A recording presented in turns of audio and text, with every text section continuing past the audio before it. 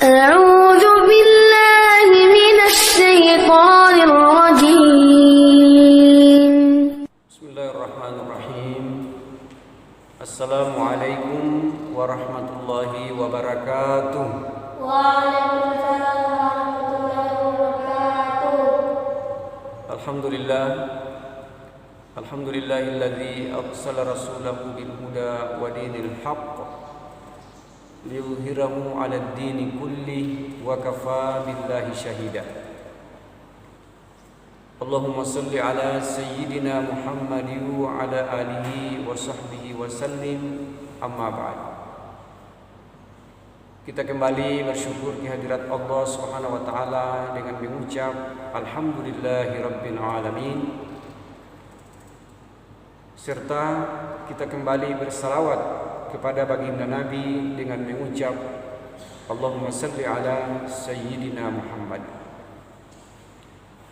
Saudaraku yang saya cintai karena Allah Subhanahu wa taala, kali ini kita masih akan membahas seputar masalah taharah, yaitu bersuci dari hadas. Jadi bersuci secara zahir selain dari najis, maka ada pula bersuci dari hadas. Baik itu hadas kecil ataupun hadas besar. Hadas kecil adalah ma'aujabal wudu'ah, apa-apa yang mewajibkan wudu. Misalnya, ada seseorang yang hendak mengerjakan salat, kalau tidak ada wudu, maka dia harus berwudu dulu untuk menghilangkan hadas kecil ini. Karena di dalam hadis Nabi sallallahu alaihi wasallam dikatakan la yaqbalullahu salata ahadikum idza ahdatsa hatta yatawadda. Allah tidak akan menerima salat salah seorang di antara kalian apabila dia berhadas hingga ia berwudu. Namun ada sekelompok kecil di kalangan ulama seperti Imam Asy-Syu'bi, khusus dalam masalah jenazah. Maka beliau mengatakan dan kelompoknya bahwa berwudu ketika ingin salat jenazah itu hukumnya adalah sunnah. Jadi bukan wajib menurut beliau dan beberapa orang ulama. Akan tetapi kalau kita ingin mengambil pendapat yang lebih kuat, yang mayoritas ulama, maka lebih hati-hatinya kita berwudu dulu sebelum melaksanakan salat jenazah tersebut. Jadi kelompok minoritas ini atau kelompok kecil ulama ini berpandangan bahwasanya salat jenazah itu hanyalah doa, seperti makna salat secara bahasa yaitu doa.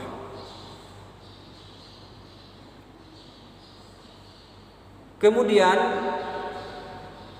hadas besar adalah ma'aujabal ghusla, apa-apa yang mewajibkan mandi.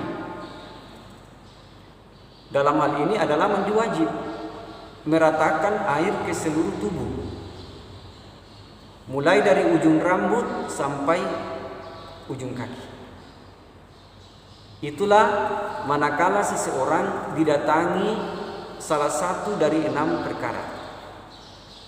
Yang pertama haid, yang kedua nifas, ketiga wilada, keempat keluar mani, kelima bertemunya dua khitan atau dua kelamin, yaitu kelamin laki-laki dan kelamin perempuan. Wa in asabi sababi, sekalipun dengan sebab maksiat. Artinya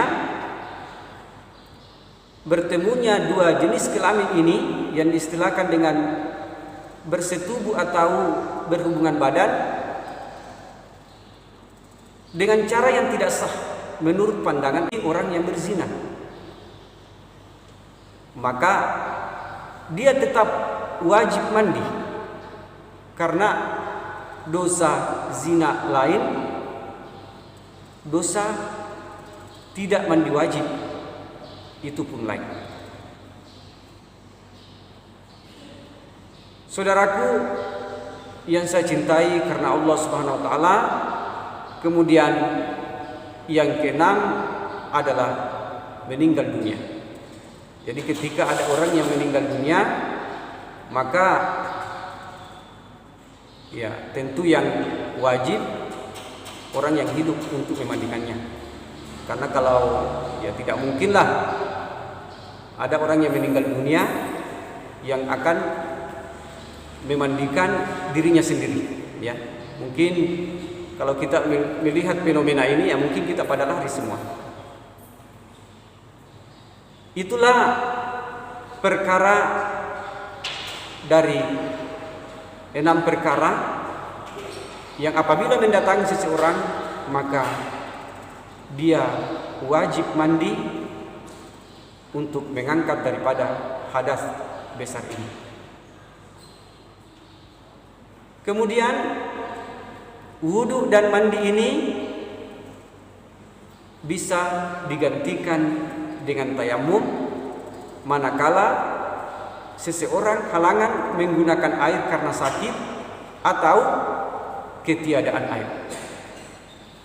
Ketiga hal ini semuanya Allah jelaskan di dalam Al-Quran pada surah Al-Ma'idah ayat 6. Jadi kita bisa melihat tafsir surah Al-Ma'idah ayat 6 ini untuk bisa mengetahui penjelasan-penjelasan yang ada di dalam ayat tersebut.